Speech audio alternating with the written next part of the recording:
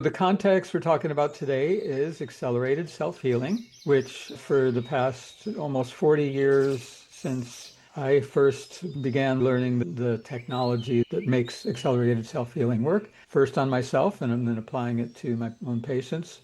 In my case, I reversed 36 years of biological aging effects in my body. My body was 30 years old chronologically, but it measured about the age I am now, about 68. And the prediction based on the blood test, that was based on, we're saying I have less than 10 years to live. I'm going to die of stroke based on my blood parameters unless we change that. So I worked to change that and was able to reverse 36 years in 36 months. And I've talked to one of my mentors since then without telling him my story and said, hey, how much age reversal do you see of damage and degeneration and aging effects in a 1-month program? And he came up with exactly what I've seen myself and with clients as well. You can almost count the months that you've been working on this and look back in time that many years and see, like a recent patient with macular degeneration, they expected her to go wet any time, like the next month. She was having appointments with an optometrist and a retinologist. We were all surprised. It's not converting to wet like we thought, because we had started working with her.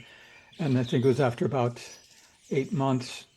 We weren't seeing improvements yet. We were seeing only very tiny improvements in the retina, little reductions in some of the more peripheral drusen, but she wasn't converting to wet. So it was stabilizing and showing signs of going the other direction.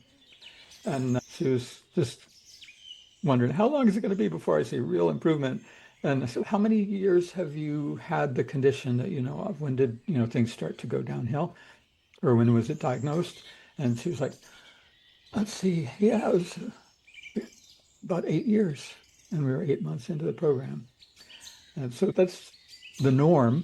It can be slower. We have one client who, it took 3 years. Again, she was dealing with beginnings of wet macular degeneration, but we're able to keep it from progressing for 3 years. And after 3 years of just stability, it actually improved. In her case, she has lead in her foot, literal lead pellets from a shotgun that the surgeons cannot touch because they're afraid it could kill her. So ongoing lead toxicity exposure, just absolutely known, proven. And lead slows things down, like healing. And actually, she probably had the lead in her foot for that long, too. That's the kind of thing that we see. That's why we say reverses up to a year of damage every 30 days. It's not a guarantee, but it's a pattern. It's a very significant pattern that we see is typical. An article that was in the Science Times, breakthroughs in reversing blinding eye disease leads to a new theory of everything. And it's a different kind of theory of everything. Instead of being heavy in mathematical formulas that probably have no relationship to what we can do in the real world, doesn't tell you what to eat or not eat for breakfast. This is a clinical theory. I call it the clinical theory of everything. We'll get to touch on that today, and that will be a large part of understanding the science behind accelerated self-healing. Because I'm a scientist. I went to Dartmouth. I was a top science grad and studied all the sciences and love understanding. There's big unanswered questions in science, like how does vision work? How do we see the stars out there in the sky, not in our head, like the PhD physiologists say, oh, the sky is inside the skull. Why? Because you measure the correlate, but that's not what causes the image to be out there. Well, that's an illusion. No, we know from visual science, we project a visual image through the cyclopean eye into space. It's a mathematical projection. So I figured that out, and we'll get into that. Not today. We'll touch on it again, but don't have time to dive into the details. But I figured it out. The chemistry, the anatomy, the physiology. And it's not so much about the brain. It obviously connects to the brain, but it's about the spirit body, the immortal body, the sentient body. A brain without spirit, minerals making life function is just a cadaver. When people have an out-of-body experience, they see the flatlined body on the gurney below them, and they say, oh, that poor person must have had a heart attack, and only later they realize, I was looking at my body, but me, what we identify as self, in this life, it tends to be the body, and we think the brain is my consciousness. It's the seat of the part of the spirit that projects consciousness. But the body has sentience as well. It has intelligence. And that native intelligence, innate intelligence of the body is actually what we communicate with in order to foster accelerated self-healing. We don't decide as the coach or the practitioner, the consultant, the guide, the interpreter, what the body should heal. Yes, we do in the sense of we have symptoms. We know that we can support those symptoms to palliate the symptoms without suppressing the healing that they represent. Symptoms happen when the body's trying so hard to heal and doesn't have all the right ingredients it needs to do it easily and efficiently. It's struggling. And so we're suffering. We're trying to heal. To stop the healing by suppression or to stop a symptom by removing the suffering organ doesn't heal. So we're here to see how can we actually heal things that the textbooks are still telling us are irreversible, degenerative, can't be done, it's impossible. All we need is one case to prove that it's possible, and that happened to me 40 years ago with a woman who was legally blind in both eyes, 2200, 2400, wet macular degeneration, and a few months of sharing with her what had helped me, who was able to pass the driver's test. And her Harvard-trained retinologist was writing to me saying, oh, this, I've never heard of this, never seen this before, never heard of it, a case from a colleague. And obviously you're doing some important research here, because I'd shared my book that I didn't publish to the public until a few decades later. But just summarizing, what are the risk factors that we can modify? What are the preventive factors that we can emphasize? That's where I started. And we've come a long way, baby. So this is sort of a roadmap of the process. Each person is in a different point, their own unique situation in that process. But intellectually, to conceptualize it, we can think in terms of the normal thinking of a timeline from past to present to future on this dimension here. We have the body, the mind, and the spirit are all involved in the healing process. The mind is a function of the spirit, but when we're having this in-body biological experience of the spiritual being having a human life, it's connected to the brain, the body as well, intelligence in the body proper as well as in the brain, but subconscious, unconscious. But we can communicate with that. So we have susceptibility that comes from our past. I like to say the body is from the past. It's carrying damage, trauma, toxins accumulated through our past experience in life, our stresses that we haven't completely healed yet. We can go back in time, in a sense. It's called retracing in homeopathy. We can retrace from healing the recent past stresses, and it's like archaeology. We're digging down deeper and older into layers of damage and accumulation. In the accelerated self-healing process, these are the different steps, the different modalities that we deal with. The past of the body includes our inherited epigenetics. There was a case of two women who were identical twins with night blindness, 100% genetic disorder. One of the twins never went blind, retained the function of her childhood genes of normal vision. So it tells us that even in 100% genetic conditions, that doesn't mean we can't modify them epigenetically. The mind we work with through biofeedback, a system called EVOX, the illustration is showing here, very powerful frequency biofeedback at a cellular level through the meridians, while the mind is relaxing, reassociating a new meaning to old stresses, so we can release the epigenetic stress patterns, not only from our life, but inherited from past generations, family patterns. The frequencies from the voice are analyzed when the client speaks. We can do this over the internet and phone simultaneously. They're speaking about, say, a grandparent who maybe had certain epigenetic stresses. Maybe they had tuberculosis, and maybe the client has weakness in the lung area, which would be a miasmatic effect from that. And they don't need to know, but often we do know. And so they're speaking about that. The frequencies are analyzed, and then the stress frequencies are fed back into the body through the meridians. It's working with that electrical circuit system of the body. Now it's feeding it back to all the meridians on one of the hands. The meridians are symmetrical. There are different meridians on the feet, but the system works with the hands, and that's perfectly adequate. Then we also work with susceptibility on the level of the spirit. We'll touch on these as we go through the rest of the slides, but this is showing the terrain, the biophysics of the body. Phase 5 in the center relates to stress and biocommunication, endocrine imbalances. Visualize that circle as extending out over all the other 4 quadrants. No matter what we're dealing with in the imbalance in the biophysics of these phases of health and disease, we also have an overlay of life stress. So when we work with people, every program we develop will have something for the spirit, for the psyche, the psycho-emotional life stresses. It's not where the person has to do talk therapy or identify the thing.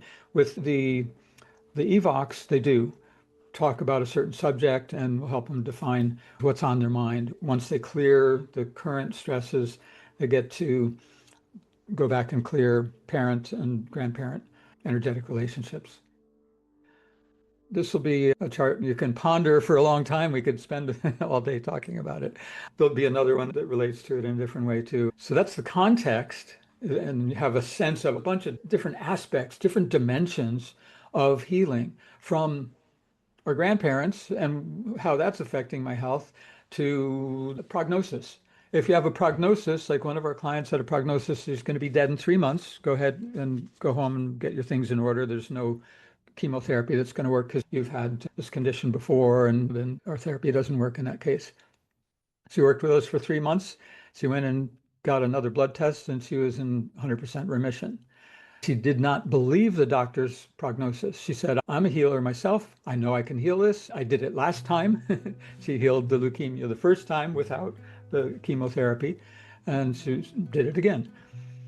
But if we believe that prognosis, and the doctor believes it and the patient believes it, we've got a nocebo effect happening. A lot of people actually will die almost on the day that's predicted by the prognosis. So it becomes a self-fulfilling prophecy. We need to heal the future reference of the disease process as well as the past and the present. So dimensions of healing from the patient's side, body, mind, spirit, past, present, future. We need the full context. It's too easy to say, I have the diagnosis, so I know what the problem is. You know what the effect is, but you don't know what the cause is. And to change the effect, you can't just resist the effect. There's a saying, what you resist persists. That's great for big pharma. They get to treat you for life. How long will I be on this blood pressure medicine before it heals me, doctor? Oh, no, you'll be on this the rest of your life. Why? Because you're resisting the body's desire to make enough pressure to clean the blood. When the blood gets clean, then the pressure will go down. That would be a completion of the healing process. Or if you can remove the source of toxins, which is usually in the large intestine, the main source of toxins is acids in the blood that make it thicker and hard to filter and clean. That's getting at the root cause. Then on the sociological level, we have to heal our thinking in medicine and science. And that's where the clinical theory of everything comes in. Have you actually cleansed people's blood to the fact that their blood pressure medications is null and voided for them? They don't need it anymore? Is that what you've done? Yep. For the last 40 years, the number one thing that people's bodies taught me was when they have high blood pressure, the kidneys are stressed. That's the high pressure filter, right? So it's trying to clean the blood. It's having a hard time. The medical approach is to lower the pressure, which means you're reducing the ability of the heart as a pump and the kidney as a filter to clean the blood. Right. So it becomes a chronic condition. issue. And you're adding a toxin into the system that's reducing the ability of the heart to function well. There was a study in England where they found that people on blood pressure medication, even though all their doctors said they're healthier now because the numbers are closer to a healthy person.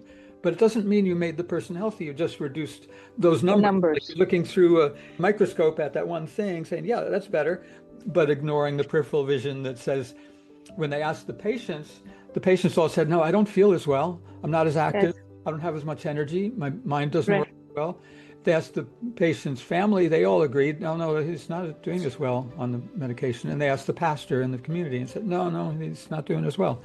So we need measures that are more global and holistic, as context for whatever it is we're trying to modify.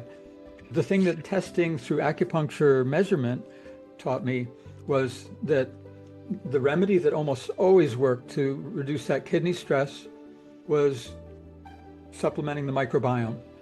There's more bacterial cells in our colon than there are human cells in our body, and there should be a couple thousand species in there. And before there's any kind of chronic illness, we see a reduction in the health of the microbiome. So getting the microbiome healthier is number one. Is that how you treat chronic high blood pressure? Regenerate the microbiome and the kidneys are less stressed, the heart is pumping better, and the blood pressure automatically goes down? Is that how you normally treat them?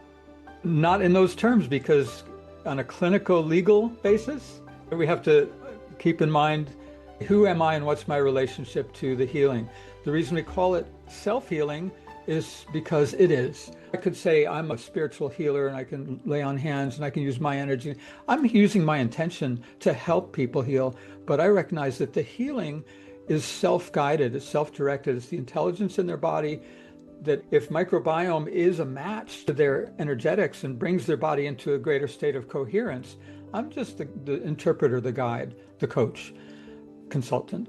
But I'm not the doctor. Well, I'm the doctor in the original sense. Doctor means teacher. I'm teaching them how to heal themselves. I'm teaching them how their body works, but they're healing themselves. So we don't use the word treat or diagnose, because those are defined in law. And I would have to be a medical doctor or have some license in their state to say that I'm treating that.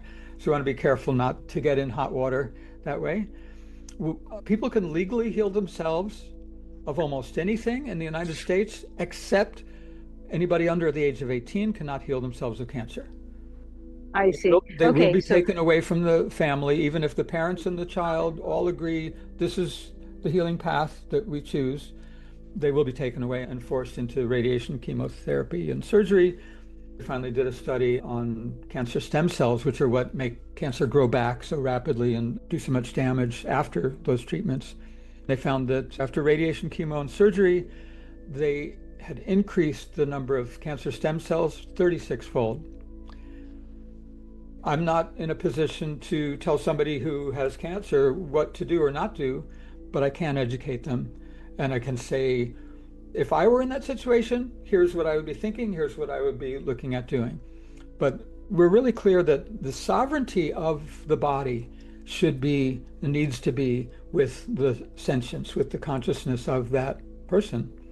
We want to bring that power back to people, give them the tools, the resources, the guidance, the understanding, the education.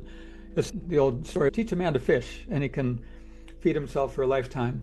It will help people for a period of time. It might be 2 years, maybe 3 years sometimes. We heard from a relative of someone we'd worked with, some really intense health issues, worked with her for a couple of years.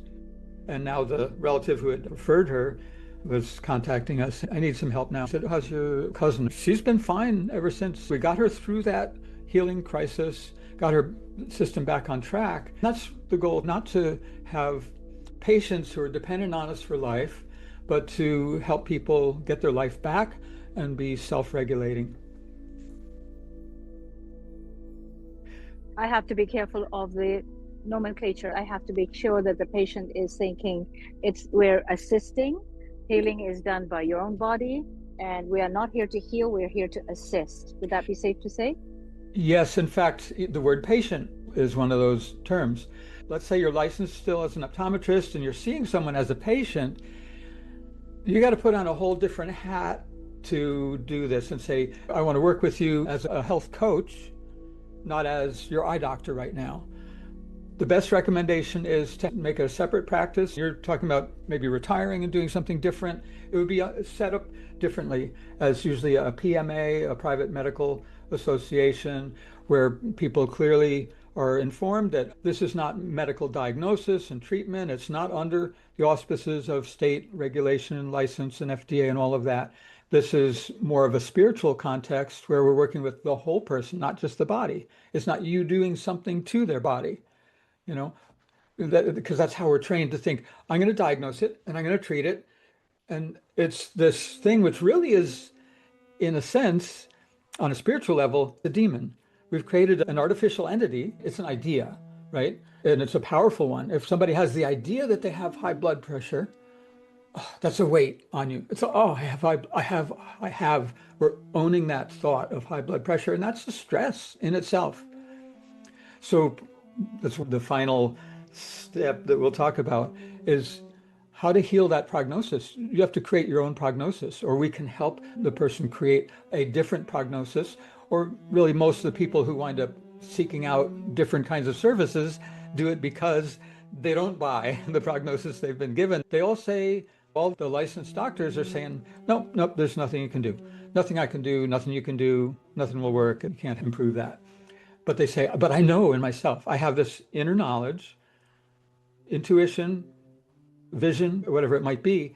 I have this inner knowledge. I have certainty within myself that I can do something, and therefore I'm searching for who can help me, or where can I find the right tools, the right information.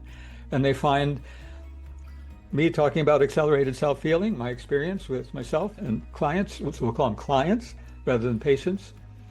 And they say, oh, finally, I found someone I can talk to. They can relax.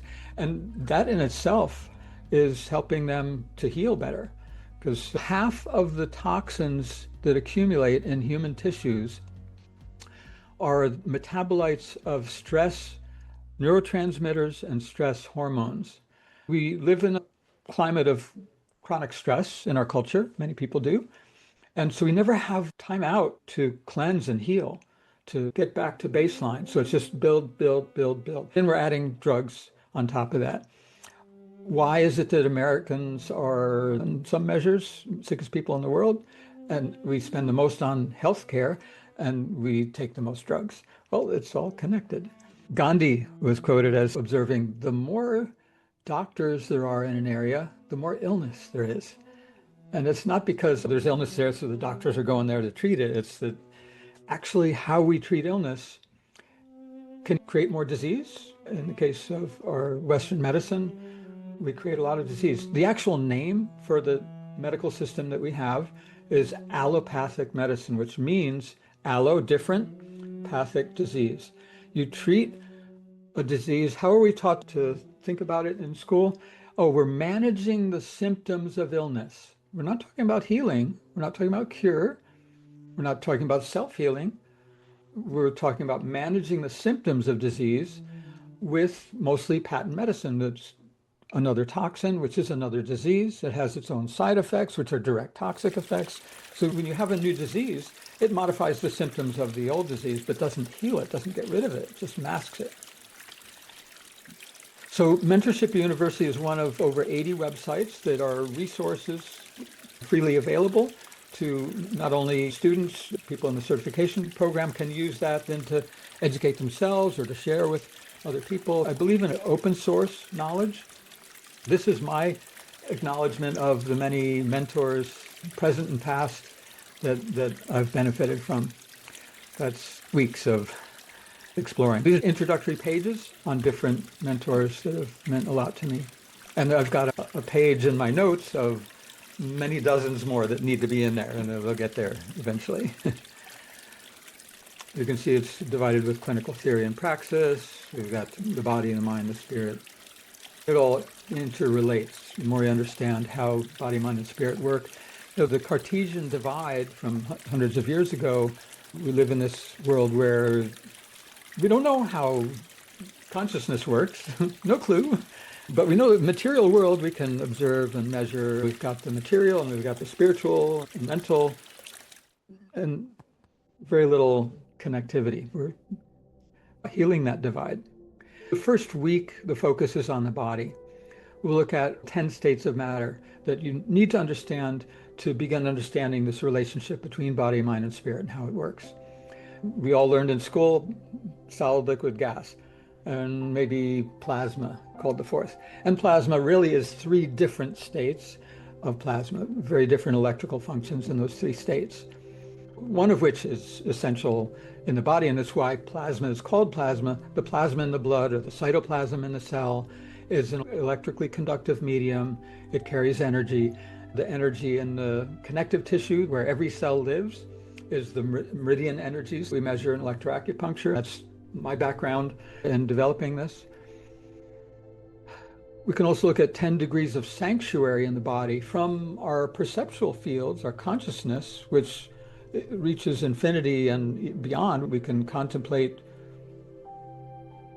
fiction. When I took multidimensional calculus, I didn't want to study it anymore because it was hard to visualize what would I use this for. 4-dimensional integral of something, space. All the way into the nucleus of the cell. There's different layers and barriers as we go from, say, the body field going a centimeter out electrically, being visible on a Kirlian photograph, and body responding to medicines that are within that field, instantaneously changing the programming of energy in the meridians to accommodate if there's a stress or if there's a healing substance. And that's how we do biocommunication, the fundamental way. Now we have ways that we can do in 10 seconds online with a voice sample. Put food in the body, it's got to cross the mucous membrane of the gut to get into the tissue, which is where most of the immune system lives, second layer of cells, and then it crosses into the blood through the endothelium. Now it's in the plasma of the blood. Then it's got to cross the endothelium of the blood again to get into a tissue of organs, the eyes or wherever else. At that point, it's in the extracellular fluid, or if it's the brain, the cerebrospinal fluid. From there, it's got to cross the cell membrane to get into a cell, and then cross another membrane, the nuclear membrane or the mitochondrial membrane, to get to where there's DNA activity. That's part of the biocommunication, epigenetic control system. And so much of the communication is with light. We train and understand hormones as a chemical communication molecule, right? And neurotransmitters as a chemical communication molecule. But ultimately, they're chemicals that resonate at specific light frequencies, so they are a material carrier of light signals. One study that illustrates that best is insulin.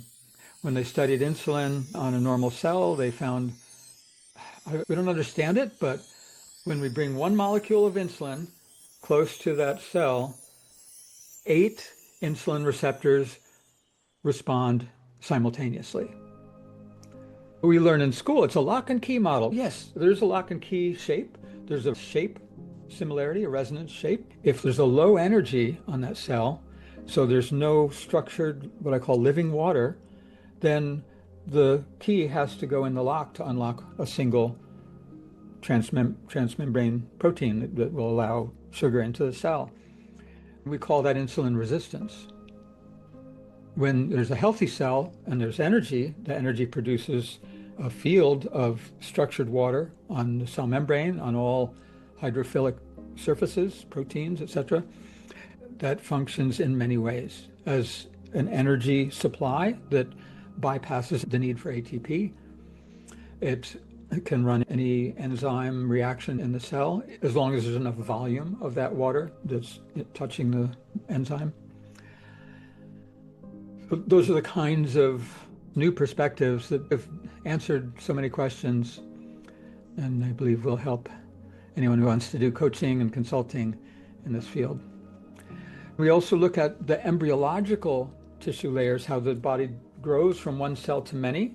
It forms a gut tube, it forms a neural tube for the neuroendocrine system. There's layers from the skin on the outside to the kidneys at the deepest layer. There can be penetration of stresses deeper into those layers, just like deeper into the layers of sanctuary affecting the DNA.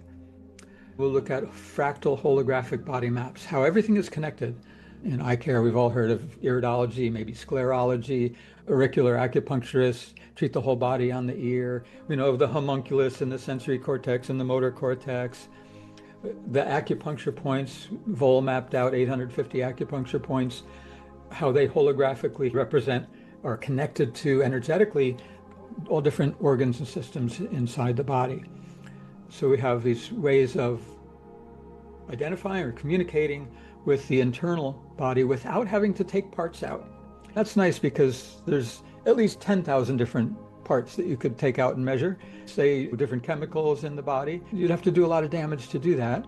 And you still wouldn't know, let's say if you measure everything you can measure in the blood, does that tell you what's happening inside the cells? Oh no, you have to do intracellular measurements, red blood cell, white blood cell measurements of intracellular mineral levels. But the intelligence in the body, the spirit body, there's not just the consciousness, but in the whole body, knows all that already. It knows the history. It has greater intelligence than the consciousness of the doctor. People who deal with consciousness and measurement estimate about 120 bits a second is what the thinking mind can handle, where the body processes a couple million bits every second. We want to use our conscious mind to start listening to the greater intelligence that's built into the system rather than think, I've studied all these years, so I know it all. No, I don't know it all. Your remote system that you have where you can listen to the voice and then evaluate the past epigenetics of the client is one aspect of how you can diagnose. That's one tool. One tool in the toolbox. Yeah, it's not so much for the past, it's the present state. Okay. But they have it where you could do that anytime there's a change in symptoms or you're going to have an evaluation with a doctor, you can do that and see what the energetic regulatory systems, where there's struggle, where there's a lack of energy, but primarily we look at where there's excess energy. There's just so much energy that you have to apply to healing. And wherever it's using that energy up, it has less for other things. So we work to make those struggles more efficient. And now the whole process becomes more efficient. Things get accomplished quickly.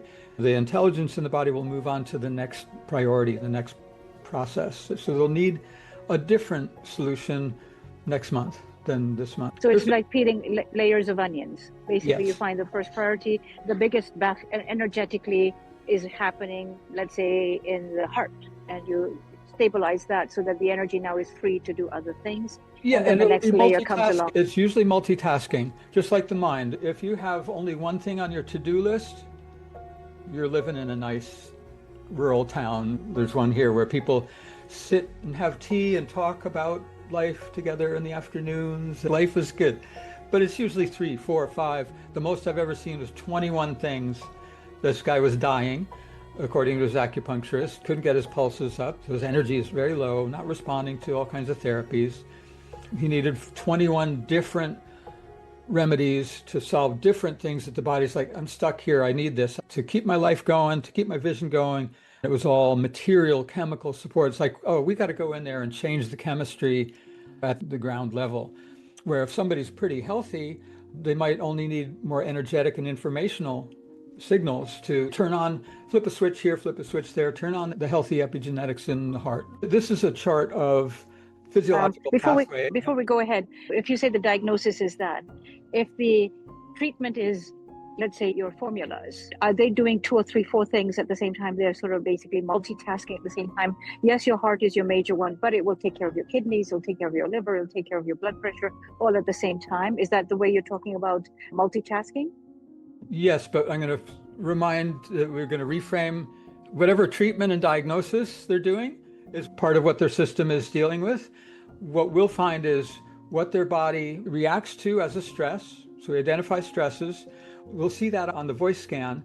When I do a deeper dive, do a manual test here, I can see causality. I can see, oh, the stress is coming from here and it's winding up over there.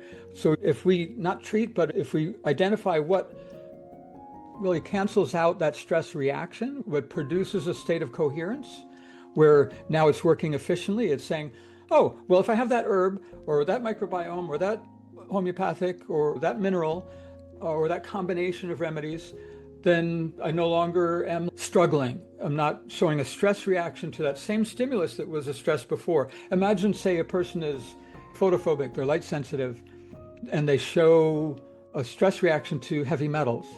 Well, that could be triggering the light sensitivity because the light comes in, it ionizes the heavy metals, makes them more toxic, more active chemically. So then what's the solution?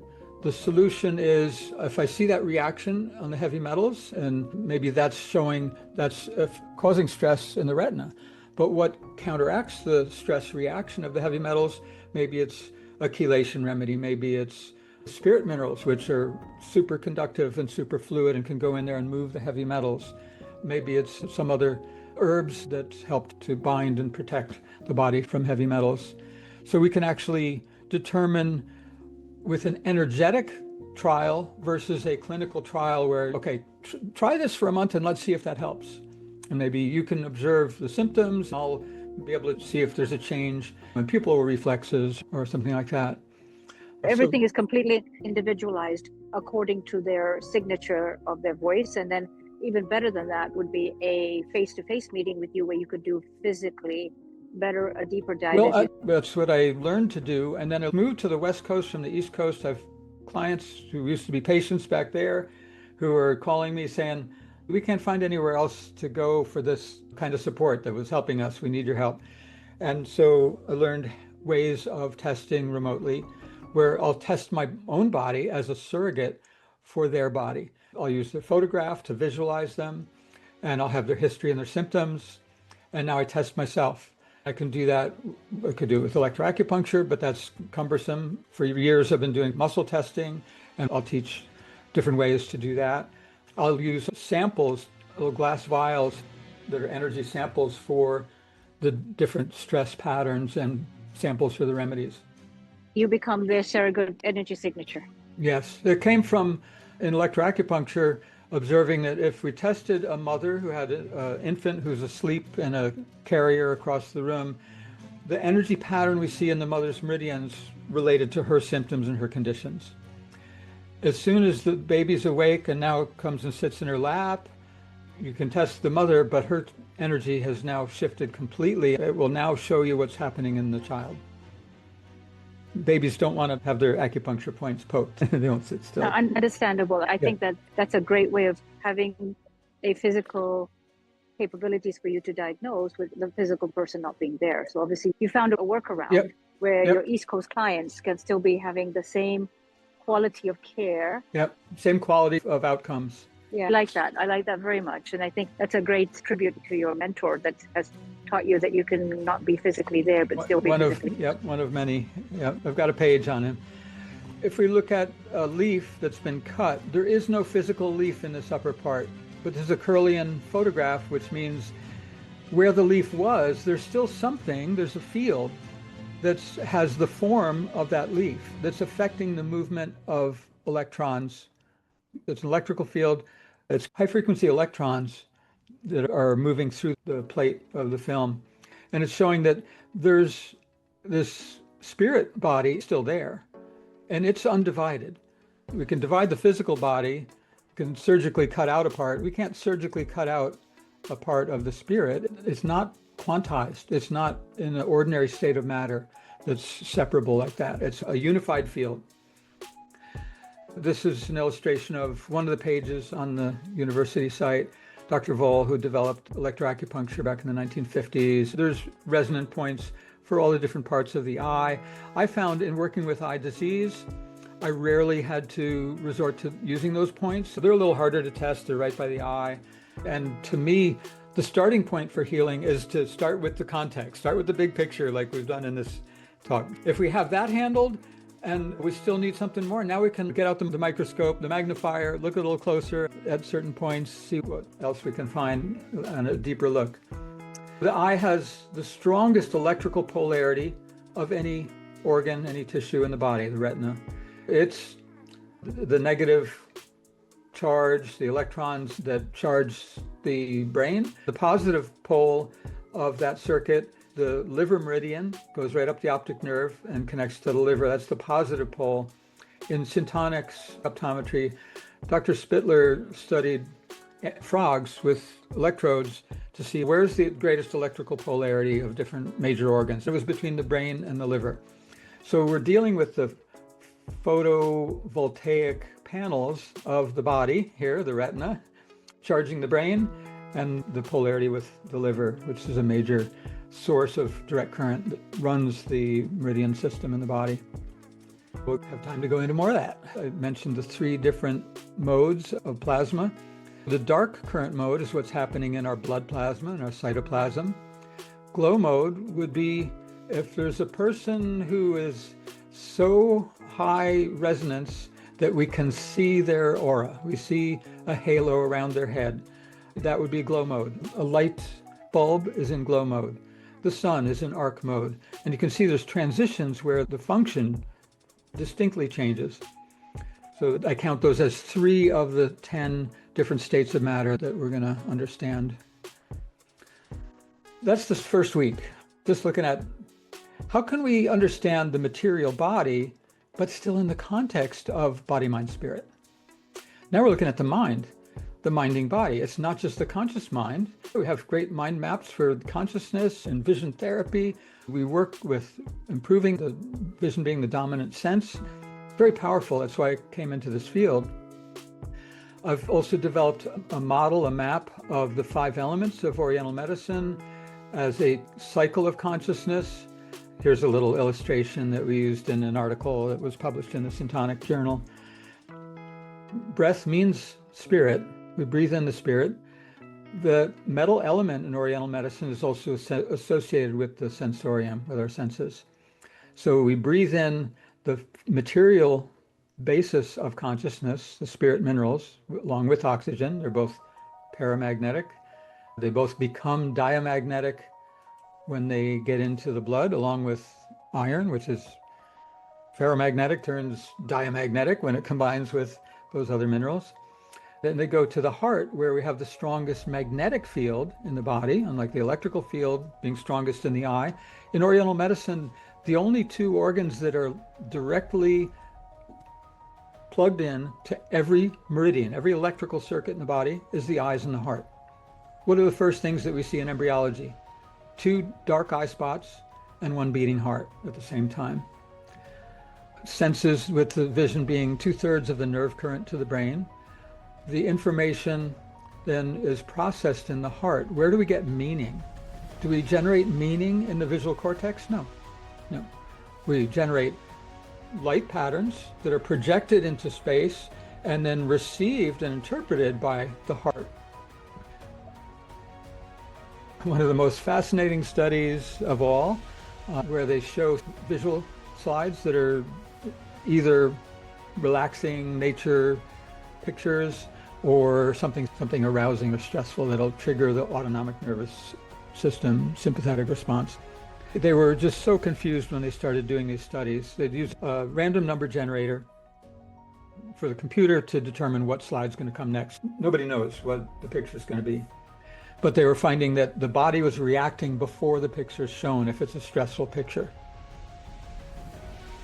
It breaks the model we're taught that causality is a linear timeline. The past determines the future.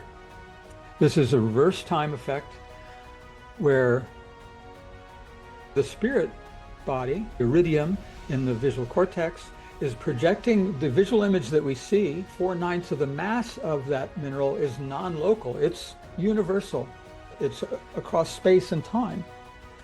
And so it can project that image non-locally in space and time as well. So it's projecting it to a particular space, and it's projecting it a bit across time, forward and back.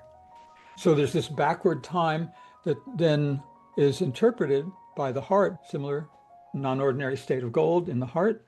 They thought at first the body maybe is picking up some kind of signal from the computer. They didn't know how it would know what the random number would mean.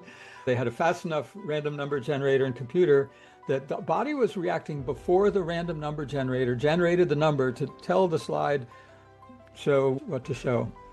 Then they tested the body to see where is this sympathetic autonomic reaction starting. It is starting like in the hypothalamus, you might think, right? Something like that. No, the first reaction is in the heart, and then the brain, and then the peripheral.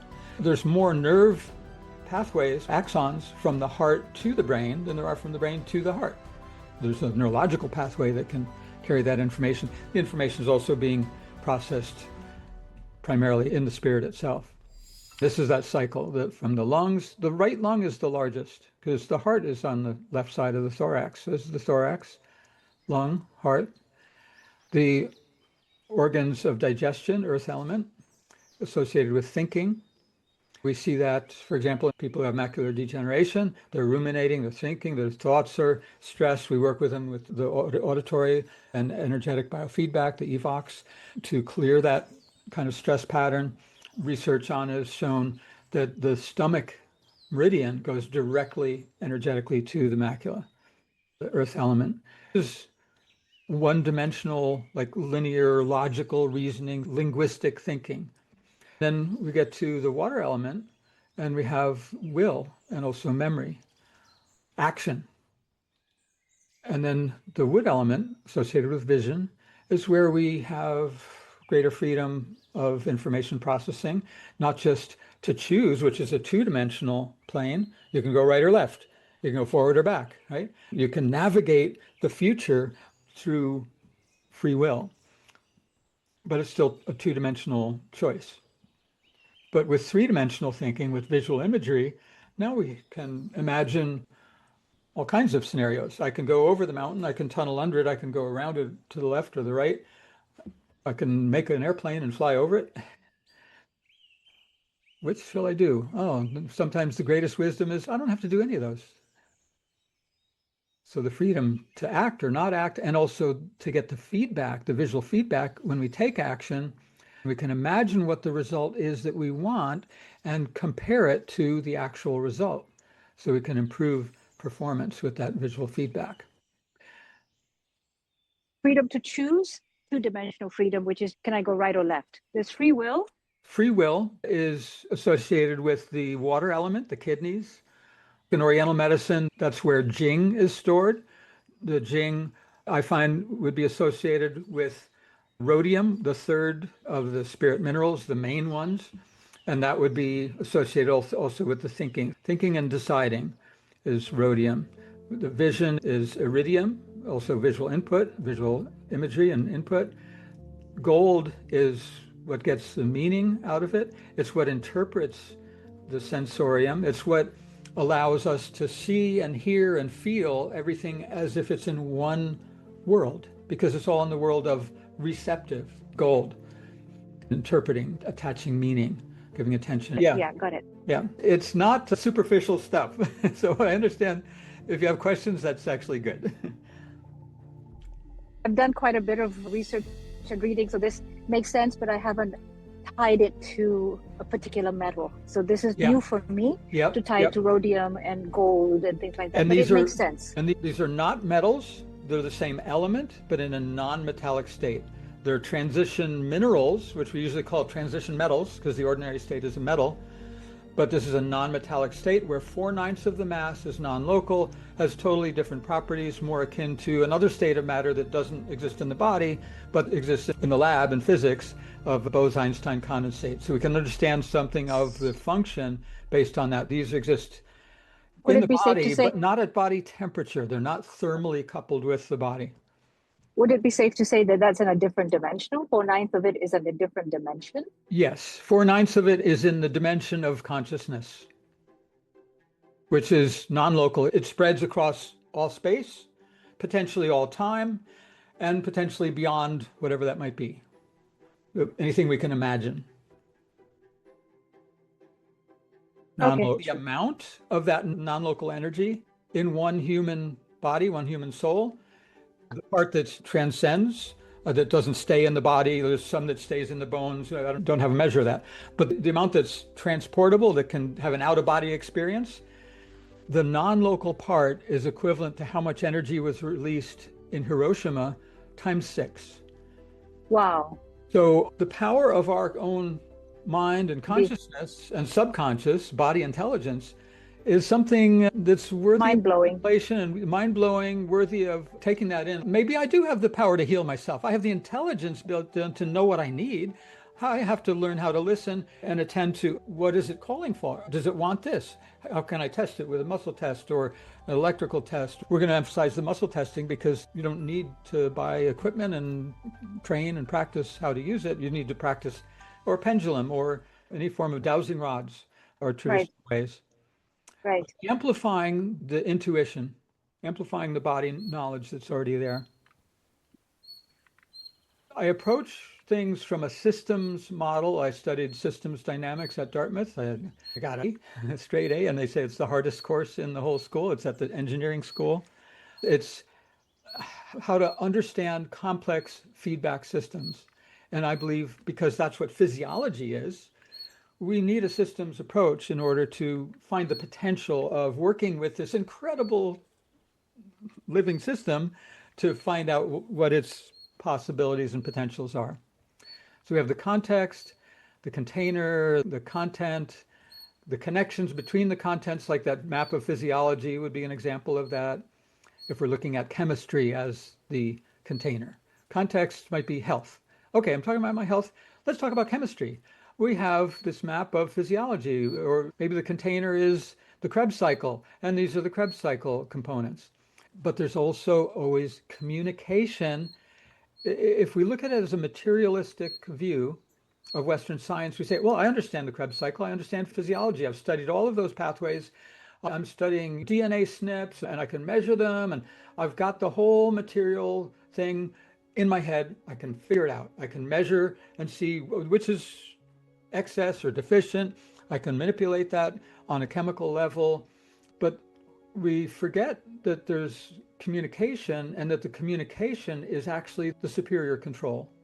Think of it, maybe it's in your optometric practice, you have your supply of frames and maybe you do lens grinding, you have your lens supply and you have the process of equipment that makes that. And so you've got inventories. The content is the inventories. It's the material stuff. Do we have everything we need? What are the material levels? We have enough inventory. Great, okay. The connection between those would be, let's say we have enough frames, but we don't have enough lenses, so we can't make the prescription lenses for the person. So the connections are important. Communication is, if I'm getting low on some supply, am I telling the person who does the ordering in time to not interrupt the supply chain? So the communication is the plan. The body has a plan. It's acting on that plan. And there's deficiencies from the context, from the environment of the materials, the energies, the information that's needed to complete that. These connections are energetic, by the way. If you change one content into another, a change always takes energy. It may release more energy than it takes, but every chemical reaction has an activation energy, an initial energy that's needed in order to start. That's why we have enzymes. It reduces that activation energy by about, on average, 75%, which makes the chemical reaction go millions of times faster. But again, like we saw with insulin, it depends on the energetic environment that enzyme, that those substrates are in as well. Not just the material content. We need the energy, we need the information to coordinate it all to be a smooth operation. And that's when we can reverse a year of aging and degeneration in 1 month, when it's all flowing smoothly. And when it does, it heals what it needs to heal. And then it's done, okay. And then the intelligence, the communication says, okay, we have extra capacity. What's next? What should we do next? I only ever had one test in 44 years that was perfect. I could not find a single thing, not a flower essence for the psyche. There's no stress mentally, nothing in the body. And it was a horse. My brother's wife was a physiatrist, a rehabilitation specialist for people, but would do that for her horses. She loves horses. She had a horse with a really bad injury, and she didn't know anything about what I do other than I say, send me a sample of hair from the horse. I'll test it and tell you what remedies to give it. So she sent me 2 horse hair samples in 2 different envelopes, just marked A and B. I test the first one. It's like, that's weird. I've never seen this before. There's no stress. She sent me a sample from their prize stallion who is out in a big green field in the summertime. So, okay, that made sense. As healthy as a horse. Here we've got the consciousness cycle illustrated along with the chakras, the colors associated with the chakras, and the opposite colors, the complementary colors associated with the 5 elements associated with those chakras. And you can see they're connected by spheres that are concentric with the heart, which is a model, an insight that I got from Ray, my partner, for 28 years now. We're figuring it out together. And with training more practitioners, we'll have more minds to figure out even more. It's so fascinating to me how the meridians, the chakras, the consciousness, it's all on the same map finally. These are the minerals that I mentioned. Gold is the largest, iridium almost as large, rhodium is smaller.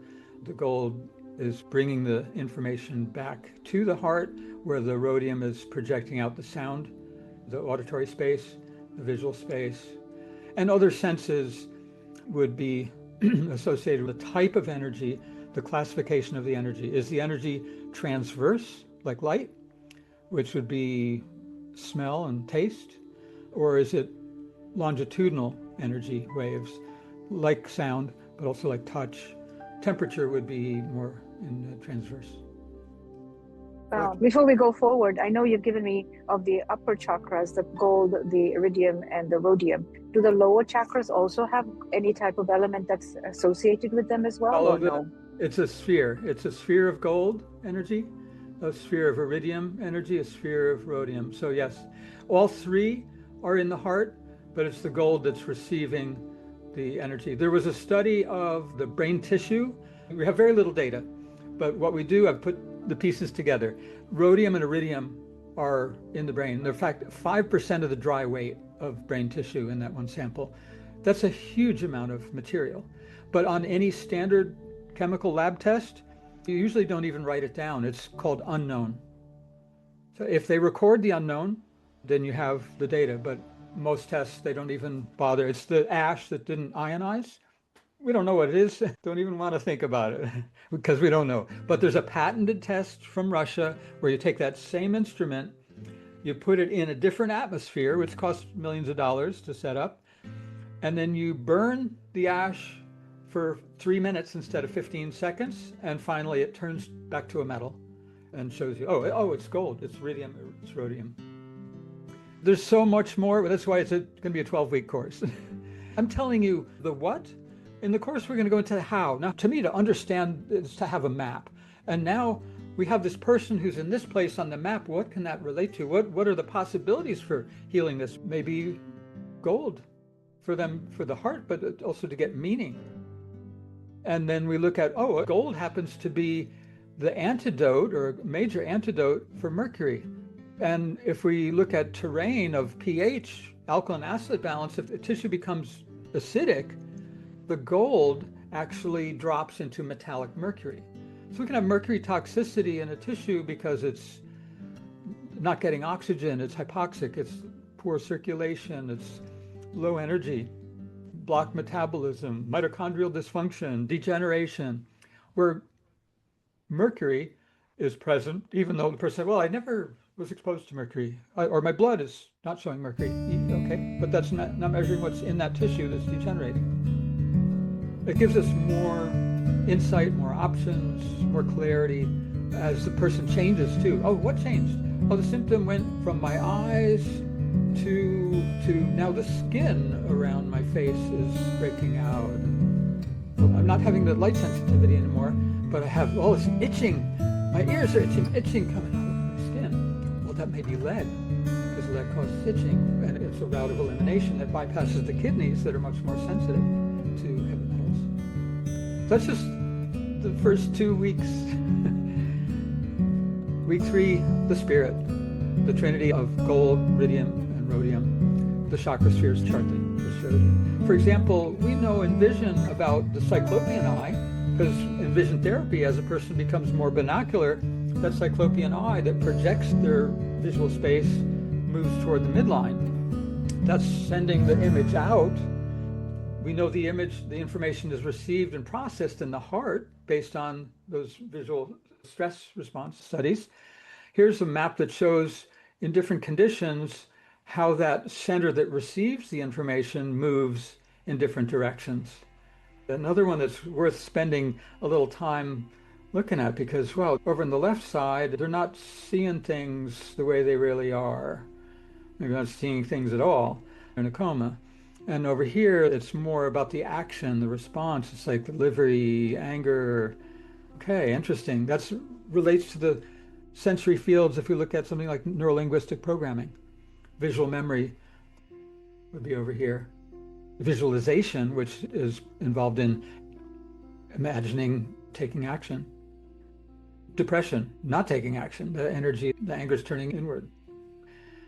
So here's another map of what we'll go through on the next 9 weeks, which we talked a little bit about in the beginning.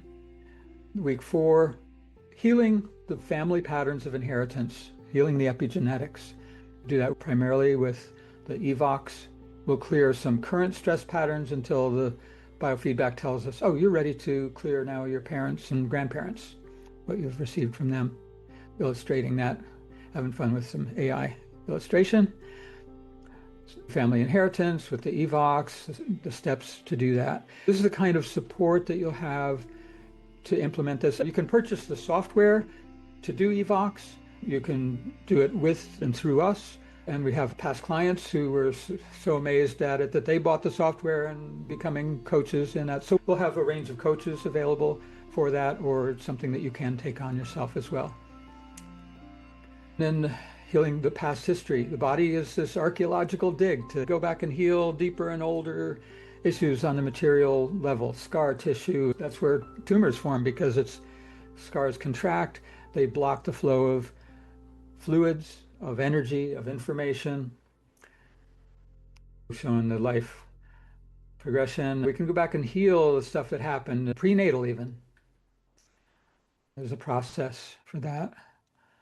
This is another software on Zyto that I've developed to do biofield analysis. Again, there's software available. We can use it here, or we'll make that available to our practitioners as well if they want to test that way. That uses the hand cradle, so you don't have to learn where the acupuncture points are and test them 10,000 times before you're comfortable. Like, okay, I know how to test that.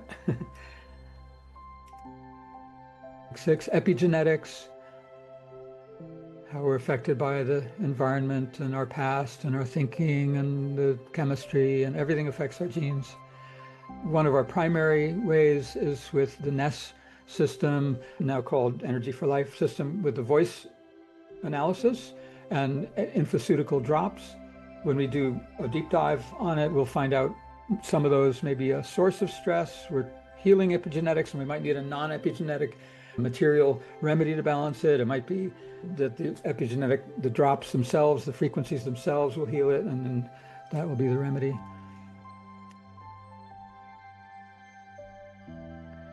We want to relieve symptoms. We're healers. We want to help people feel better. That's important. The problem with suppression is that they feel better temporarily, but they get worse, and the feelings keep going and actually get worse over time. Study on aspirin, for example. We all know it relieves headache, but did you know it increases future headaches? That's great if you're an aspirin salesperson and not a very spiritual person. You're not helping people. It also increases the risk for wet macular degeneration and other bleeding disorders. We want a better solution that will relieve the stress, the symptom, but also support the healing, help the body to complete the healing faster rather than saying, stop healing, so you don't feel that. Okay, I've developed over 150 functional formulations. They're botanical nutritionals, they're pure, potent, and very practical. We want to track the depth of penetration of the stress patterns in the healing process so we can confirm if they're moving in the right direction. If stresses are going from the kidneys, like in hypertension, if the kidneys are doing better and the blood pressure is better regulated, but you're having some asthma recur that you experienced in childhood, you're retracing, it's an old symptom coming back, it's going to usually come back for a shorter time and clear. You're clearing toxins that were there all along, but stored in the tissue. Now, when they're on the move, you feel them.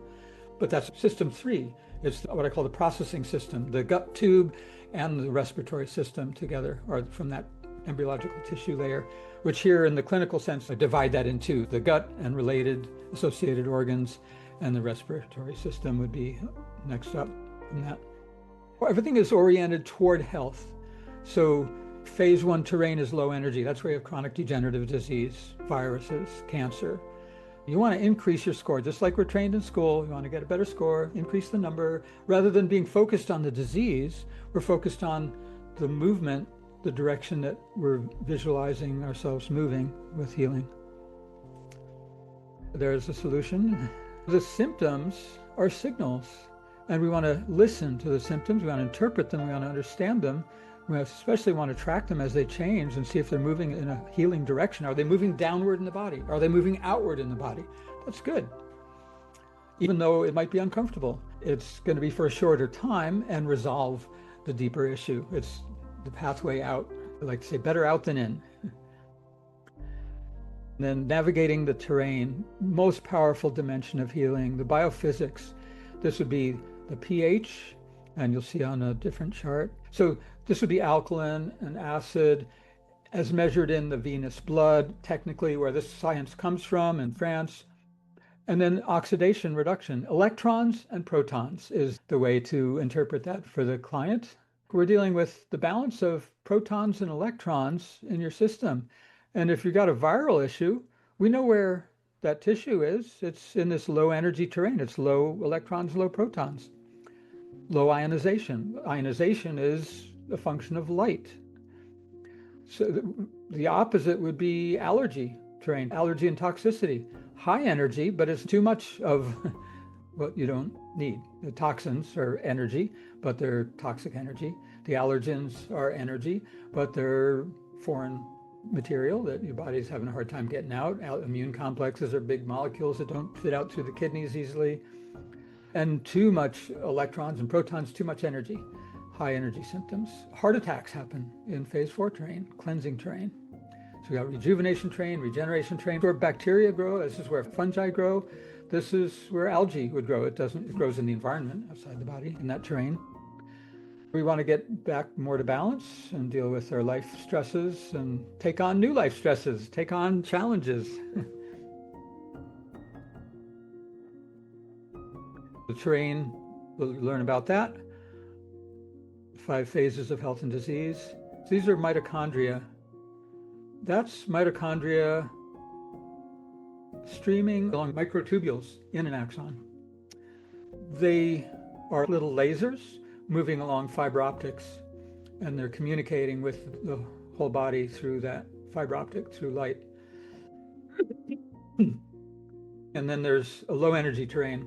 There's mitochondria in a tissue that doesn't have energy, it's degenerating. Those are real videos. We want to demystify the diagnosis so that you're not walking around carrying this weight of, I have high blood pressure, I have a problem. That's all going into our visualization and giving meaning to those cells and telling them what to do. Oh, keep doing that. You're a problem. Keep showing me that you have a problem. Here's another map I made of the terrains, allergy and toxicity. If we're closer to balance, we're cleansing. If we're further from balancing, we're having a reaction to the stuff that we don't want there, that's foreign. And further out here, we have toxicity, mapping out where fungi grow and where viruses, which we look at as not a living thing. There's no proof that they can live. They can't live or die, but they're definitely part of us. 7% of our genome is exosomes, viral DNA. And I believe the function of it is, when it's functioning right, it pulls heavy metals out of the DNA. How else are you going to get it out? It has a magnetic attraction to the DNA. It accumulates over time. So when you have a flu or a cold, that's a seasonal cleansing. It's cleansing whatever tissue is reacting. It's a stomach flu. It's doing the whole digestive tract. It's a respiratory flu. Okay, it's cleaning the respiratory system. My first mentor who saved my life told me, watch out in 30 years or whenever, if they come out with a vaccine for the common cold. Oh, wait, oh, isn't that Coronavirus? Yeah, for coronavirus, there'll be a lot more cancer because that's part of the body's healing system. The symptoms are not the problem. How we treat the symptoms is either the solution or the problem. So we want to understand that, oh my God, I have hepatitis. Well, okay, what does that mean? Hepa means liver, and itis means inflammation. It means, oh my God, my liver's inflamed. Well, yeah, it hurts and it's swollen. I can feel it here. That's all it means. And of course, there can be more specific diagnoses, and there's meaning to that. As a coach or consultant, we want to understand all those details, but we want also the client to transform their understanding of the Latin diagnosis into a meaningful visualization of the process, and even more importantly, why it's happening. Why is there inflammation in the liver? Well, what creates inflammation? The immune system. And why? To dissolve what doesn't belong, to move it out. Oh, so you're saying you're having this intense inflammation. So the immune system's working really hard to clean your liver. Okay. Well, how can we help it? Oh, immune modulators reduce the inflammation and make the detoxification process more efficient so you can get the job done, rather than what? Steroid? Well, the steroids are like what the adrenals make when there's something you need, and the adrenals are healthy. They'll make some natural steroids that down-regulate the inflammation, but steroid drugs are trying to turn off the inflammation to stop the symptom, to stop the process. So putting things in context is so helpful. Week 10, the hierarchy of treatment. I made a picture for you. Future medicine will be the medicine of frequencies, doing little syntonics here. That's a quote from Albert. The 5 different types of treatment we want to avoid as much as possible, and people who come to you for self-healing are mostly going to be in alignment with this already, but they'll love hearing it. We want to minimize and avoid surgery, because now we're sacrificing tissue. We're saying we can't heal that. We're going to get rid of it. There's a time for it, but let's say you have gangrene. You might be diabetic. Your whole right leg has turned black. There's no circulation. The surgeons say, if we don't cut that leg off in the next 2 or 3 weeks, it's going to kill you. No question. That's the only treatment that there is for it. Well, okay. So hopefully you'll check in with me on a weekly group session and say, I have a question, in our new Practice Better system, in the community there. Is there anything I can do? This person is scheduled for surgery. Yeah, there's 2 treatments that I've learned that work. Each one independently can prevent the need for amputation, whether it's a finger or a leg, for gangrene. And one is particular PEMF. There's 2 generations of the same research that'll bring back the circulation to that leg. Is one of them the cloud system? It's the one that we're using now. That's the newest. The beamer will work if they say, oh, I have a beamer. It's like, use it. Use it. Okay. At least twice a day, normally twice a day. If my leg was black, I might try more. Okay, so that improves about 30% increase in circulation every time you use it? Is that the one? Yep. It reverses 40 years of aging on circulation. That alone has helped many people avoid amputation. The other one is ionized water. You'll hear more about it in the course. That's drinking the alkaline water that's antioxidant. It's molecular hydrogen water as well as alkaline and negatively charged. You'd soak the leg in strong, what they call superoxide water, the acid side of what the filter puts out, used topically. And that electromagnetically helps draw the circulation. I would do both. Regulation is the outcome, the response. If I'm going to do this kind of work with people, is everybody going to be better right away? No. It depends on how responsive their system, how capable their system is of healing. We call that regulation. There's a scale, like all of these scales on a level for the client. I do a 5-level scale. So it's 5 levels of treatment, 5 levels of regulation, 5 terrains. And then more scientifically, we can break that down to 10. Still just 5 on regulation. Blocked regulation is where you're giving them the right guidance. They're doing everything they need to do to move toward health, and it's just going to take time. One of the most important questions you can ask on the intake is, How have you responded to other natural healing interventions? What have you tried? How did you respond? Well, I've tried a lot of things and nothing works. Okay, that sounds like block regulation. There's something that's not working in their body. It might be detoxification pathways. When they finally get to a point where it frees up those pathways, they start detoxifying. And when toxins are on the move, they're ionized, they're in the blood, they're in the lymph, they're in the connective tissue. Your cells are affected by it. They're feeling it. You have symptoms. So they feel worse before they feel better. It's negative regulation. In any case, it's always so helpful to pre-frame with people, look, you're starting a new program. Let's say you were starting a new exercise program. Do you think you would feel better the next morning after your first workout? Or might you feel some aches? Yeah, you might feel some aches. That's negative regulation. You feel a little worse before you feel better. So be gentle. Don't dive into the Japanese hot tub, furo. My first office was in Japan. You say you put your pinky finger or pinky toe in there and test the temperature. Some people are very sensitive. Another important question, how sensitive are you?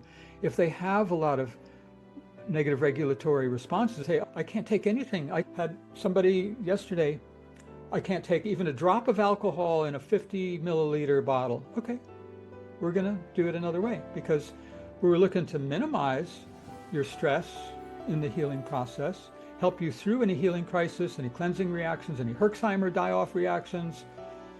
And then you get into mixed regulation.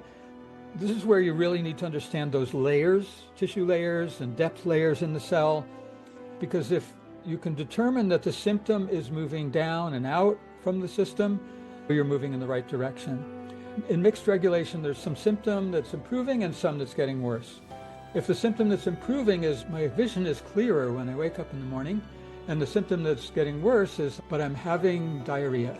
Something that was blocking your vision is coming out of your system, and your body's saying, we don't want to reabsorb it and go back to the liver and affect the liver meridian that goes to the optic nerve. Right? Navigating that mixed regulation is where you really need the distinctions of how are these symptoms changing. I had hypertension, now I have asthma. Okay, that's moving out of the system. It's a less deep embryological tissue layer. We're moving in the right direction. How can we still support and palliate immune modulation to reduce inflammation in the lungs and things like that? Then we get into positive regulation and optimum, where the person is basically healthy and they say, oh, I just do what is good for me and it feels good and I'm good. That's why the woman who was really sick and we worked with her for a couple of years, we haven't heard from her in 10 years because she's doing fine and she's in her 90s. Because she's in positive regulation, she can do something and feel if it's good and do more if it feels good. It's self-regulating. But when you're in blocked regulation, nothing, you can't feel a difference. So you need high quality guidance from a guide. Negative regulation, you really need help through that to get through the healing crisis with the minimum stress and the minimum time. Mixed regulation, you need to understand, this is something moving out of my system. The young man in his 20s who had severe panic attacks, and the testing showed his kidneys need to cleanse. When the kidneys start cleansing, they're dissolving toxins, they're moving them, he's going to feel it. He's going to feel his kidneys. What's the feeling of the kidneys? Fear. So we had talked it through. He went home, had his remedies, started taking them, and he contacts me and describes what he's going through. He says, well, I'm experiencing fear. It's not like a formed fear. It's not fear of something. I just feel fear. What's happening? What do I do? What does it mean? I say, well, you're cleansing your kidneys, and that's the feeling of the kidneys. So it's stuff coming out of your kidneys that needs to come out so they don't have that sensitivity and reactivity. He totally got it. He said, in the past, if I felt that fear, I would have been afraid that it was going to turn into a full-blown panic attack, and it would have. Exactly. You get in the spin cycle between the body, what's going on materially, and what's going on in the spirit and informationally. It's the fear of the fear, you're in the spin cycle, right? But he said, knowing that's what it is, I can just be with it. I can totally do this. Got right through it, no problem. So again, why the context matters. Body, mind, and spirit, all important. So the response, the regulation, responsibility, a little play on words. And the prognosis. We want to transform that self-fulfilling prophecy of doom that a person might have been given. By the time they find you and are looking for your help, they probably have already rejected that. They're looking for help and support because I don't know what to do, but I know there's got to be something other than just waiting for going blind or whatever, transforming to see light at the end of the tunnel. The biggest transformation, the informational, the conscious transformation, is the coaching part of helping them to understand the process they're in and how they can heal. So they have hope and they have motivation to act, knowing that I'm doing the right thing. This makes sense. It's intuitively correct. It feels right. It's non-toxic. It's non-invasive. I can do it at home in my own house. I don't have to travel, wait in a reception area with sick people, or go to a clinic in Mexico or Europe and spend $40,000 for a week and hope that works. I can do this day after day in my own home. We've got the format for you. Lots of connections for the eye, brain, and body, various protocols. Here's another one of the websites that's a resource for you. Different protocols you can access. And there'll be more, but that's a start. I really like the idea of open source information as much as possible. I use my own website. When I have a client, I say, oh, you're really sensitive? Okay.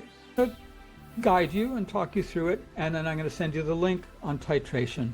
And you can read about the people who are more sensitive than you, right? And how you can move on that spectrum to adjust your dosages to the right level that you're able to integrate and handle. Because it's tremendous. There's one of my first patients with this client, really. She was blind with cataracts in her early 30s. Would not consider surgery because she was pretty sure she'd die of anesthesia because she was so sensitive to chemicals. She lived on a mountaintop in Vermont with no electricity because electromagnetically sensitive, no written matter because of the trace solvents, and she could eat 2 foods. She came and visited me in person. That's the only way I knew how to test at that time. Found 2 remedies, natural remedies, that energetically balanced her meridians, so I sold those to her. That's the protocol at that time. She knew with her sensitivity she's probably going to have a strong reaction to it. She knew she'd probably have to recover from that reaction in a hospital, and she did. And she came back another month.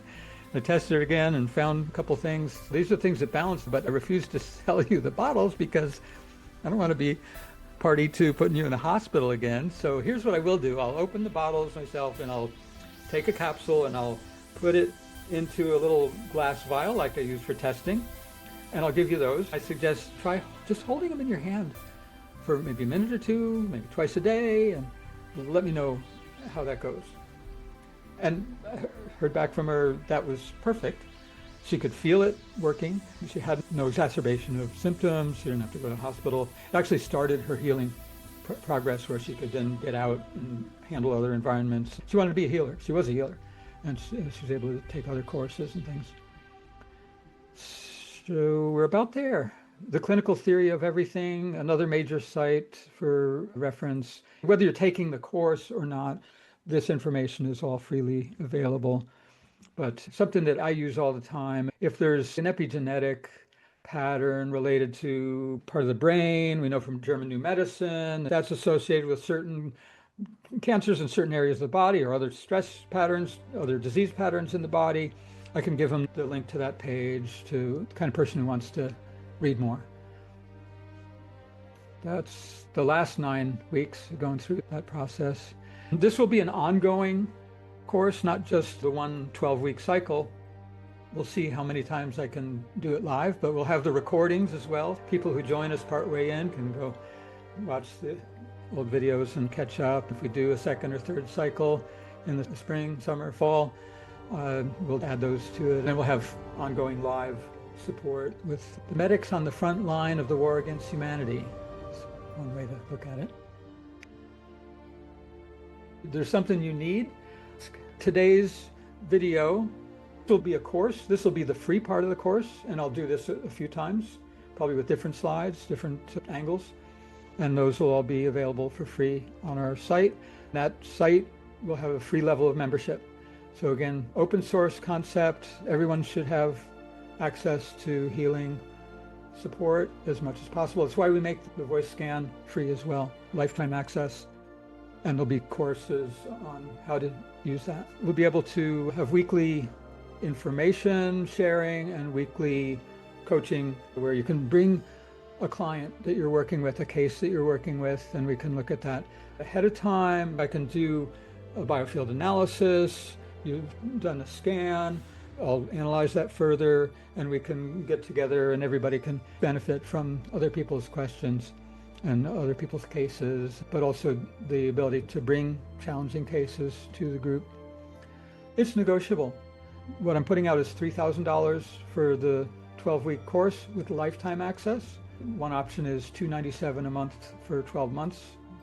It can help the budget. If you're in a position to implement right away, we can arrange for your investment to go into product that you can resell at a profit rather than just into the educational sphere. Because that's really the goal, is to increase our cadre of doctors out there familiar with the products and the process, educate those who are using it, because a lot of them don't know about all 150 products or all of the different things that we feel could be helpful for them. Right now, we are making everything by hand here in Hawaii. The goal is to get enough doctors on board that we have some leverage to get those on full script one at a time. It's going to be a big investment for each product. Manufacturing, there's only one company that can even make them in the US. We're probably going to focus a lot on macular degeneration initially, getting those products onto the market, and looking to grow that company for manufacturing and distribution, and getting the word out to the public. And that's when we also want to have professionals that we feel comfortable referring to. It's not just about a product, it's a whole worldview that makes all the difference. I don't personally take any income from any of this. I haven't for 30 years. I get a Social Security check and I donate it to the ministry so we can do more. The course is once a week? It's once a week for the 12 weeks. Presentation material, and then a week off. Then another 12-week cycle. Plans could change. That's the future.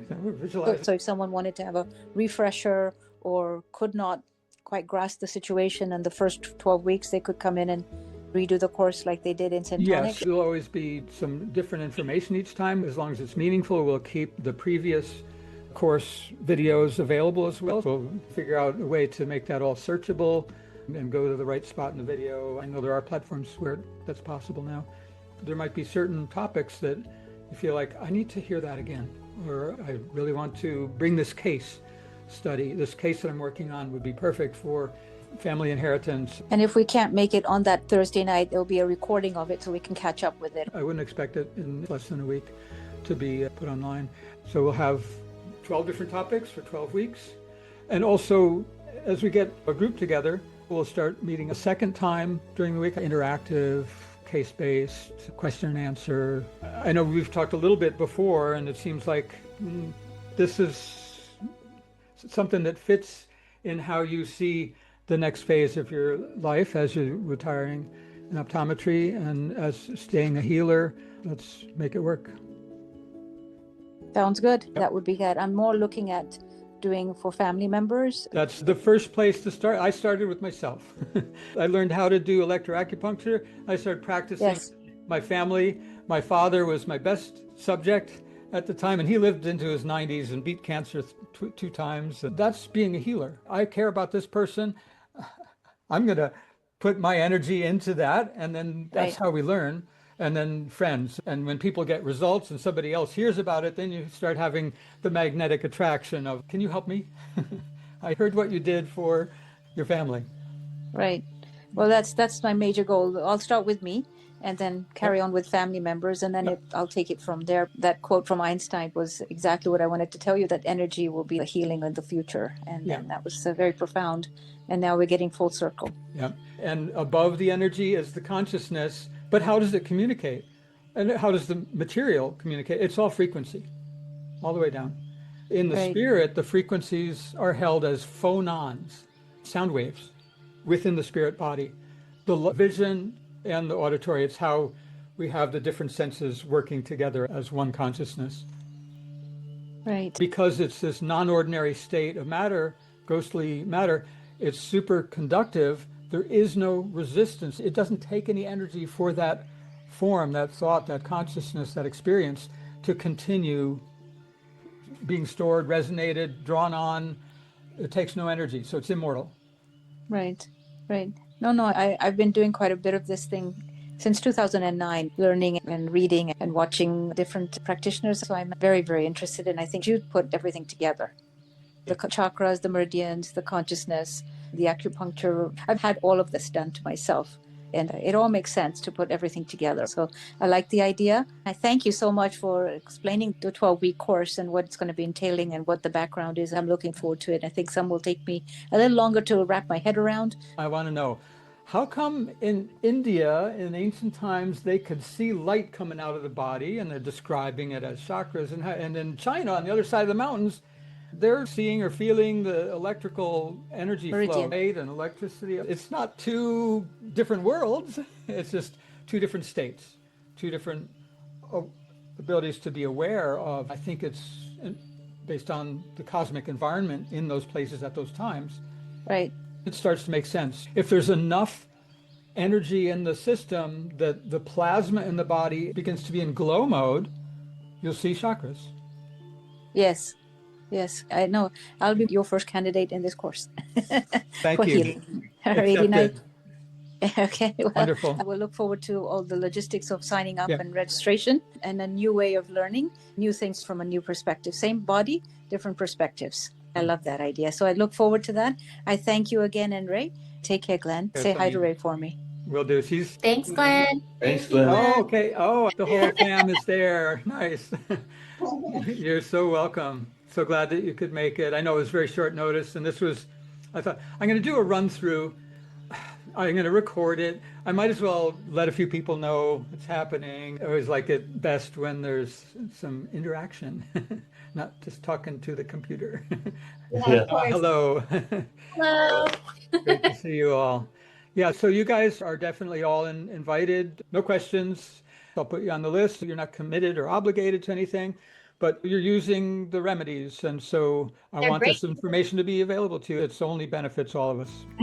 Thank you. Thank you. And then one of our clients was mentioning that you did a webinar the other day, and I was like, oh, I need to check in with Glenn and see what he's up to. She said it was really cool. And she was saying there were some different voice scans and things. So we'd love to find some time to learn more about that, or if you can shoot me a recording to show me what's going on. Yeah, that will be a free course as well. That's focusing on the voice scan that we make available for free, and people can share it with other people. There's no obligation to buy anything or use our services, but they have access to that and access to the platform. We'll have education about how to use it, to make as much easy on-ramp for healing as possible. So is the voice scan going to be linking them to products? Within the voice scan results, there's recommendations for appropriate infoceutical drops that go in water. They have high energy light and electrical field frequencies in a saline base. So drops under the tongue or in water, usually in water. Stir it with something non-metallic because it has an electrical charge. You want to keep in the water. Sure. They've also just added they've just coordinated with a company, PRL, that makes wonderful products. The PRL supplements are herbal, they're organic. They're not as concentrated as what we make, but it's a good intermediate level. It'll be a little bit lower price point as well. And it'll tell them right in the scan, okay, these are the ones that are resonating with the stress patterns in your voice. They can order them directly from PRL. If they want to go further, then the course goes into, you take the name of the infoceutical that's recommended, what would support that in our system, go to our website, remedymatch.com, search for that name, find the page for that product, and at the bottom there's related products, and you can go shopping there. So it's for the shoppers. They can shop without paying for professional services and decide what they want. And then the next layer would be if they run into something, oh, there's something up here, I need your input, need some help with it. And also we'll be listing resources, like if you want Fukushima Health Wellness to be listed as a resource for our remedies. And if you want to do coaching there, we can list that as a resource. That's one of the big goals, because how much can I do myself? Okay, there's a big world out there of people that need something different than what they have. And a lot of them are realizing that they're looking for something different. So we want to be able to get people to knowledgeable, helpful, wonderful people like yourselves and know they're in good hands, especially if we're able to launch one, another of the products and get them out into hands in full script that have 125,000 functional medicine people that'll then have access to it. I've got friends who don't dispense, but they will recommend. So they say, let me know as soon as it's on full script, I will recommend them in my practice. Yes. Yep. We're sending someone to. She has retinitis pigmentosa. Look forward to working with a bigger group of practitioners too, with cases like that we can all learn from. I'm still learning. I know I learn a lot from you over the years. Love your mind. Yeah. You met Tony Kosolovo yet? He has a machine, it's called a photon stimulator, and we've been using it on the eye in different places, and it's been really helping. Yeah, I used the auricular points of the ear for parasympathetic, and then we used the eye sympathetic, and then she noticed improvement within 30 minutes. Wow. That's the kind of thing, when we get the group going to interactive sessions, if you feel comfortable presenting a case that's disidentified, introduce people to other ideas. I'm not looking for this to be something exclusively mine. I just know I have a lot that I want to share while I can. You have a lot to share. Yeah, a lot to share. Yeah. I missed the first part, but I heard a little bit for a second about plasma. Where does that fall in the course? Because I've been really interested in that lately. It'll come through in different places, but framed it mainly in the body section, which would be the first week.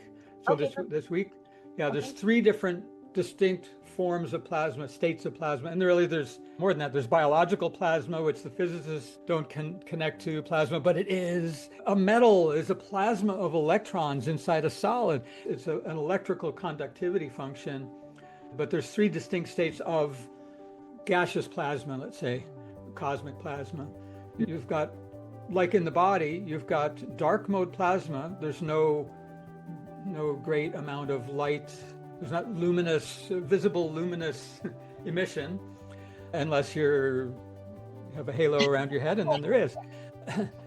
Or we were talking about chakras. I think in India, at the time that they identified that, I think it was visible, and there was a high enough energy that the plasma in the body was in low mode, so you could see the chakras. Why else? Ancient people weren't dumb. They just saw different things than we did. 100%. So then from dark mode, which is like 99% of matter in the universe, according to plasma cosmologists, then there's glow mode, which would be like a light bulb, a fire, a flame. It's ionized, and the electrons are going from high energy states to lower energy states, emitting a photon that's in the visible range. So we see it glow. And then flame is different than a spark or lightning or the sun. That's arc mode. And electrically, it changes. There's distinct points where it changes phase, changes state. So I consider those different states of matter, and the spirit minerals in the body are another state. Structured water is another state, the 4th phase of water, they call it. Yeah. Okay. Well, exciting. We're looking forward to tapping. It's finally happening. Yeah. Congratulations. Congratulations. That's super Thank you. Yeah. I think it's perfect timing. There's so much increasing awareness and people realizing that the answers are not FDA approved. That's okay. And we're not really looking for a new FDA solution for it.